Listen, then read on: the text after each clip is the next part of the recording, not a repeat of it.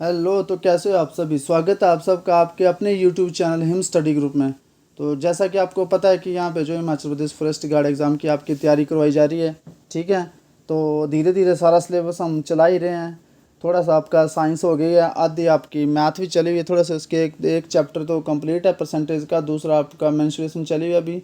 उसकी वीडियो भी डालूंगा थोड़े दिनों में, और एक दूसरा पार्ट भी उसका मेंस्ट्रुएशन का। बाकी इंग्लिश आपकी आधी से ज़्यादा कंप्लीट है, ठीक है। और आज आपको लेके आए हैं आपके सामने में हिंदी। और हिंदी के हम एमसीक्यूज़ तैयार करेंगे जो इम्पोर्टेंट है, ठीक है। और एमसीक्यूज़ जो होंगे आपके पूरे एक्सप्लेनेशन के साथ होंगे, ठीक है। तो आपने वीडियो को ज़्यादा से ज़्यादा शेयर करना है और चैनल को जो आपको सब्सक्राइब कर लेना, ठीक है। और लाइक ज़रूर करना और कमेंट भी करना है। तो स्टार्ट करते हैं आज हम हिंदी का फर्स्ट क्वेश्चन।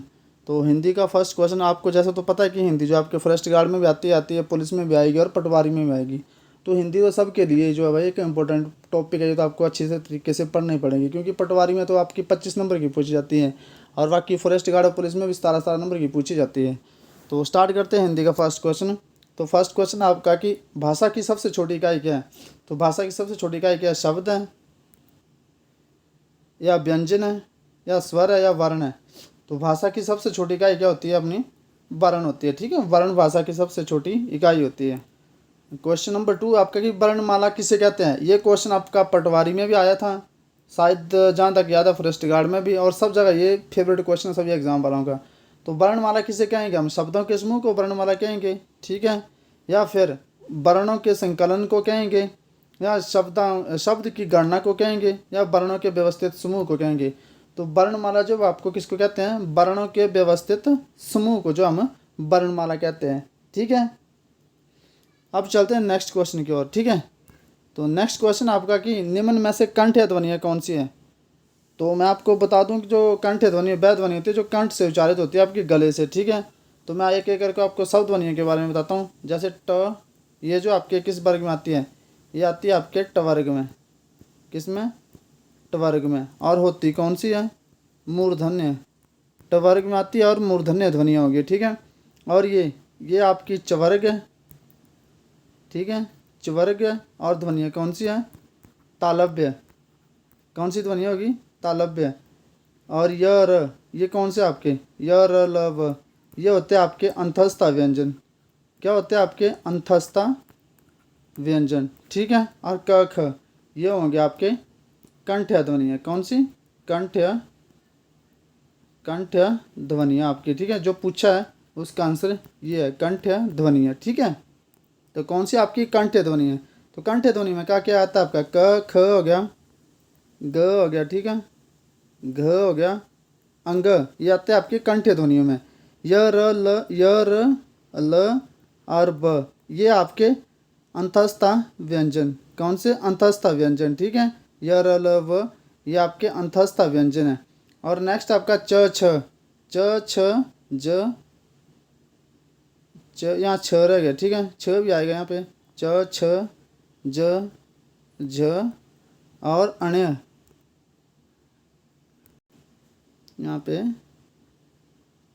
छ, ठीक है। और यहाँ पे क्या? अण्य। ये क्या आपके आपके तालव्य व्यंजन होते, तालव्य और आते हैं चवर्ग में आते हैं, ठीक है। यहाँ पे ट ठ और ड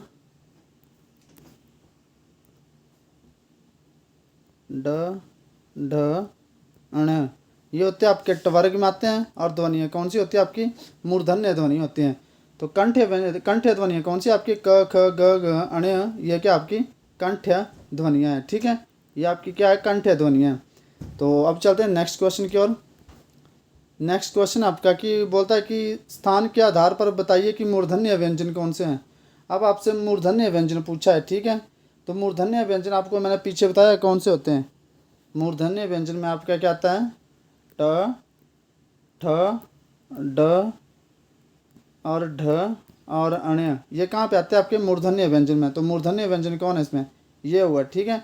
ये आ गया आपका मूर्धन्य व्यंजन। मूर्धन्य व्यंजन आपके ये हुए। और वर्ग कौन सा इनका है?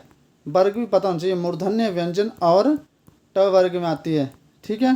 ट वर्ग में। कौन से? ट वर्ग में। मैं आपको इसका जो है मतलब एक फोल्डर बनाऊंगा इसका, वो आपको पूरा एक्सप्लेन करूंगा आगे, ठीक है। तो क्या कि कवर्ग में कौन आएगी, चवर्ग में कौन आएगी, टवर्ग में कौन आएगी और त्वर्ग में कौन आएगी। और ये कौन सी आती है आपको, क ख ग घ ण, ये आपकी कंठ ध्वनियाँ। कौन सी, कंठ ध्वनियाँ। ये आपकी च छ ज ज ण, ये आपकी तालव्य, ठीक है, तालव्य। और फ फ ब ब म, ये आपकी ओष्ठ्य, क्या, ओष्ठ्य होंगी, ठीक है। तो क्वेश्चन में पूछा गया आपके कि स्थान के आधार पर बताइए कि मूर्धन्य व्यंजन कौन से हैं। तो मूर्धन्य व्यंजन आपके ट ठ ड ढ, ये वाले, ठीक है, ये वाले आपके जो है मूर्धन्य व्यंजन है। तो चलते हैं नेक्स्ट क्वेश्चन की ओर। नेक्स्ट क्वेश्चन आपका कि निम्न में से अल्प प्राण वर्ण कौन से हैं। तो आपने इसमें बताना है कि अल्प प्राण कौन सा है इसमें। तो अल्प प्राण वे व्यंजन होते हैं जिनके उच्चारण में जो है वो क्या लगता है, कम समय लगता है। जिनके उच्चारण में कम समय लगता है उन्हें क्या कहते हैं, हम अल्प प्राण कहते हैं। और महाप्राण जिनके उच्चारण में जो आपका अधिक समय लगेगा, क्या, अधिक समय लगेगा, उसे क्या कहेंगे हम, अल्प प्राण। प्रत्येक व्यंजन वर्णमाला का जो है वो दूसरा, ठीक है, दूसरा हो गया। जैसे आपको लिख के समझाता हूँ मैं। जैसे ये लिखा आपका क ख, ठीक है, ग घ अंग। अब इसमें आपने बताना है कि अल्प प्राण कौन सा है और महा प्राण कौन सा है। तो जिसमें कम आवाज़ आ रही होगी, ठीक है, वो होगा आपका अल्प प्राण। जैसे क, इसमें कम आवाज़ आ रही है क, ठीक है। ख ख, इसमें लंबी आवाज़ आ रही है लंबी, ठीक है, तो ये क्या आपका महाप्राण। फिर क्या, ग क ख ग घ अंग, मतलब क ख ग घ अंग, इसी में आपके अल्प प्राण और महाप्राण जो है वो होंगे, ठीक है। तो क जो इसमें कैसी आवाज़ आ रही है, कम आवाज़ आ रही है ना, तो ये क्या हुआ, अल्प प्राण। ख, इसमें ख लंबी आवाज़ आ रही है, ये होगा महाप्राण। ग, इसमें भी कम आवाज़ आ रही है, ये भी होता है अल्प प्राण, ठीक है। घ, इसमें भी लंबी आवाज़ आ रही है घ, तो ये भी क्या हुआ आपका महाप्राण, ठीक है। और अंग, ये भी आपका क्या है, अल्प प्राण है, अल्प प्राण। तो आपने सीधे याद रखना कि प्रत्येक व्यंजन वर्णमाला का जो होता है वो पहला, तीसरा और पांचवा वर्ण जो होगा आपका अल्प प्राण होगा, ठीक है। और दूसरा और चौथा जो आपका वो क्या होगा, महाप्राण होगा। तो अब आपने यहाँ पे देखना कि आपका अल्प प्राण कौन है और महाप्राण कौन, ठीक है। तो क के बाद क्या आता है, ख, ख आता है ना, तो ख क्या हो गया आपका, ख, क कम आवाज़ आ रही है, ख लंबी आवाज़ आ रही है, इसमें थोड़ी शॉर्ट आवाज़ आ रही है क में, और ख में थोड़ी क्या है, लंबी आवाज़ आ रही है। तो क ख फिर ग आ गया, ग में आपकी कम आवाज़ आ रही है, ठीक है, मतलब शॉर्ट आवाज़ आ रही है इसमें। तो क्या हो गया ये सेकंड जो आपका, तो ये जो आपका अल्प प्राण है, ठीक है, अल्प प्राण है। आपने ऐसे याद रखना कि प्रत्येक व्यंजन वर्णमाला का जो वो पहला, तीसरा और पांचवा वर्ण जो अल्प प्राण है, और दूसरा और चौथा जो आपका वो क्या है, महाप्राण है, ठीक है, समझ गए। पहला, तीसरा और पांचवा क्या है आपके अल्प प्राण, ठीक है, यहाँ लिख भी रखा मैंने अल्प प्राण। और दूसरा और आपका क्या है, ये चौथा, ये आपके महाप्राण। दूसरा और चौथा आपका क्या है, महाप्राण है, ठीक है, ये याद रखना आपने। तो ये हो गया आपका इसका सही आंसर पांचवें का कि क ख ग, क और ग ये आपके अल्प प्राण हैं, ठीक है। तो अब चलते हैं नेक्स्ट क्वेश्चन की ओर।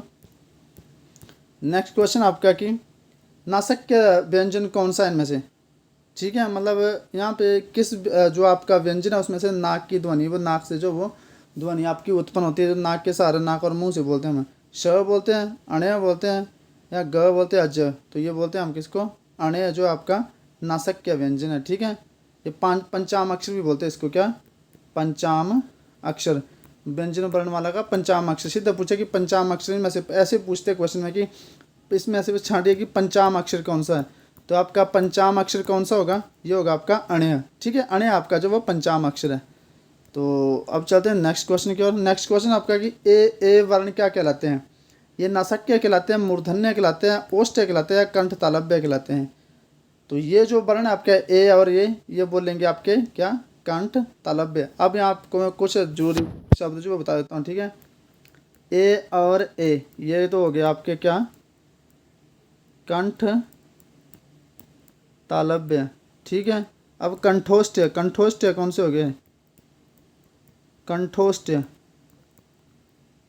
और एक और है दंथोष्ट्य, ठीक है। दंथोष्ट्य में आता है आपका व, कंठोष्ट्य में आएगा आपका ओ और औ, ठीक है। ये आएंगे आपके कंठोष्ट्य में, और दंथोष्ट्य में व आएगा। इसका ब ऐसे नहीं होगा, ये वाला नहीं होगा, ये होगा व, ठीक है। ये आएगा आपके दंथोष्ट्य में। तो कंठोष्ट्य कौन सा वर्ण है इसमें, ए और ए जो आपके कंठोष्ट्य वर्ण है। नासक्य कौन सा, पीछे आपका पंचाम अक्षर जो भी होगा वो नासक्य होगा।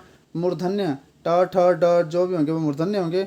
ओष्ठ्य में होंगे प वाले, पवर्ग वाले ओष्ठ्य में, पवर्ग वाले आपके चलेंगे ओष्ठ्य में, ठीक है। तो चलते हैं नेक्स्ट क्वेश्चन की ओर। नेक्स्ट क्वेश्चन आपका कि हिंदी वर्ण वाला में अयोग्यवाह वर्ण कौन से हैं। आपने देखना है कि इनमें से अयोग्यवाह वर्ण जो आपके वो कौन से हैं। ये स्वर है आपके, ये भी स्वर है, तो अयोग्यवाह कौन से हैं, और आ जो आपके अयोग्यवाह वर्ण है, ठीक है। तो चलते हैं नेक्स्ट क्वेश्चन की ओर।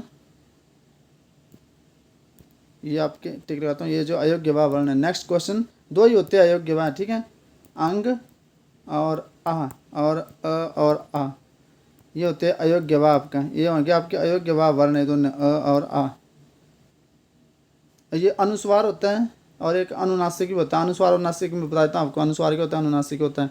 जैसे ये जो बिंदु है, ये जो आपका जहाँ पे सिर्फ बिंदु लगा होगा वो आपका अनुस्वार होगा, और अनुनासिक जहाँ पे चंद्र बिंदु लगा होगा वो अनुनासिक होगा, ठीक है। तो अब चलते हैं नेक्स्ट क्वेश्चन की ओर। नेक्स्ट क्वेश्चन आपका कि बोलता है कि नहीं, बताइए कि किन शब्दों में द्वित्व व्यंजन है। इनमें से बताइए आपकी किस शब्द में जो द्वित्व व्यंजन है, ठीक है, द्वित्व व्यंजन है। तो आपने बताना कि पूना में, इलाहाबाद में, दिल्ली में या उत्साह में, ठीक है। आपने द्वित्व व्यंजन बताना है। तो इसको आप थोड़ा सा ट्रिक कब लगा सकते हैं इसमें। तो इसमें द्वित्व व्यंजन जो मतलब वर्ण डबल बार रिपीट होगा वो द्वित्व व्यंजन। जैसे दिल्ली, दिल्ली, ठीक है, दो ल है ना, तो दिल्ली, बिल्ली, ये भी आपका क्या है, द्वितीय व्यंजन है। दोनों जो है आपको द्वितीय व्यंजन है। तो ये दिल्ली, बिल्ली, ये हो गया आपका द्वितीय व्यंजन हो गया। तो अब चलते हैं नेक्स्ट क्वेश्चन की ओर। नेक्स्ट क्वेश्चन आपका कि ये बोल रहा है कि श, स, ह कौन से वर्ण कहलाते हैं। तो ये कहलाते हैं आपके कौन से वर्ण, बताइए आंसर। ये जो आपके संघर्षी व्यंजन कहलाते हैं, ठीक है। और अंतस्था व्यंजन होते हैं आपके य, र, ल और व होते हैं। और आपको एक मैं चार्ट बता देता हूँ इसका, ठीक है, वर्ग वर्ग का। जैसे आपका क हो गया, ख, ग, घ, अंग, ठीक है, च, छ, ज, झ, अण्य, ठीक है, ट, ठ, ड, ढ, अण्य, ठीक है। आगे त, थ, द, ध, न, प, फ, व, भ, म। ये जो आपके ये क्या है, आपने ये चार्ट याद करना है, ठीक है। इससे आपका पूरा वर्ण का टॉपिक क्लियर हो जाएगा। ये जो आपका क वर्ग में आते हैं और कंठ ध्वनियाँ, ठीक है। क वर्ग और कंठ ध्वनियाँ, कंठ क्या है, ध्वनियाँ, क वर्ग और कंठ ध्वनियाँ। और ये जो आपका च वर्ग है, वर्ग कौन सा, ये च वर्ग, और ध्वनियाँ कौन सी है, तालव्य जो है वो आपकी ध्वनियाँ है, ठीक है।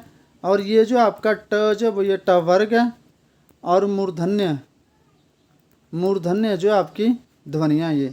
बाकी त, थ, द, न, ये जो आपके ये दंत्य वर्ग है। सॉरी यहाँ पे थोड़ा सा गलत हो गया, ये दंत्य जो है इसकी ये ध्वनियाँ है, दंत्य, ठीक है, दंत्य जो इसकी ध्वनियाँ है। और ये वर्ग कौन सा है, ये आपका त वर्ग है, और दंत्य जो इसकी ध्वनियाँ है, ठीक है, दंत्य जो है ध्वनि है। और ये जो आपका प वर्ग है, और ओष्ठ्य जो इसकी ध्वनियाँ, ओष्ठ्य क्या, ध्वनियाँ। तो ये चार्ट आपने याद रखना है, इससे आपका आधा वर्ण का टॉपिक जो आपका क्लियर हो जाएगा इस चार्ट से, ठीक है। अगर आपको ये चार्ट पता होगा, इसके और भी आते हैं थोड़े से, मैं आपको बाद में एक्सप्लेन करूँगा। पहले आपने ये चार्ट जो आपका याद होना चाहिए आपको, ठीक है। तो आई होप आपको सेशन पसंद आया होगा। तो इसी तरह के वीडियो आपके पास मैं लेके आता रहूँगा। तो आपने वीडियो को जो ज़्यादा से ज़्यादा शेयर करना है, और चैनल को अपना सब्सक्राइब करना है। और अपनी जो पढ़ाई है उस पर कंसंट्रेट कीजिए, सफलता आपको ज़रूर मिलेगी। आप बस अपनी तैयारी ठीक रखिए, बाकी भर्तियाँ जब भी आएंगी तब हम देख लेंगे, जो आपका एग्ज़ाम होगा उस एग्ज़ाम के हिसाब से तैयारी और आप हार्ड कर देंगे थोड़ी सी। तब तक आप बने रहिए हमारे साथ, मिलते हैं नेक्स्ट वीडियो में। जय हिंद, जय भारत।